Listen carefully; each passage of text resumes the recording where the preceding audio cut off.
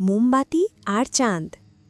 একটি শান্ত গ্রামের এক কোণে থাকত ছোট্ট এক মোমবাতি, নাম তার লুমি। প্রতি রাতে লুমি পুরনো এক ঘরের জানালায় জ্বলে উঠত, যাতে পথচলতি মানুষ একটু আলো পায়। কিন্তু একদিন পূর্ণিমার রাতে আকাশে বড় উজ্জ্বল চাঁদ উঠল। লুমি নিচু গলায় বলল, ওহ চাঁদ, তুমি কত বড় আর উজ্জ্বল! তোমার আলোয় আমার ছোট্ট জ্যোতি কেউ দেখে না।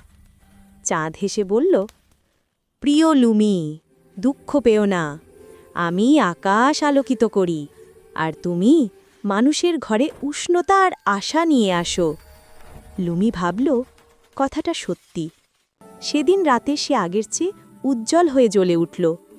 তার আলোয় এক শিশু গল্পের বই পড়তে পারল আর ঘুমিয়ে পড়ল হাসি মুখে। দূর আকাশ থেকে চাঁদও খুশি মনে তাকিয়ে রইল। সেই দিন থেকে লুমি আর কারো সঙ্গে নিজেকে তুলনা করল না। সে জানল, ছোট আলো হলেও কারোর জীবনে বড় আলো হয়ে জ্বলে থাকা যায়। এই থেকে কি শিখলাম বন্ধুরা?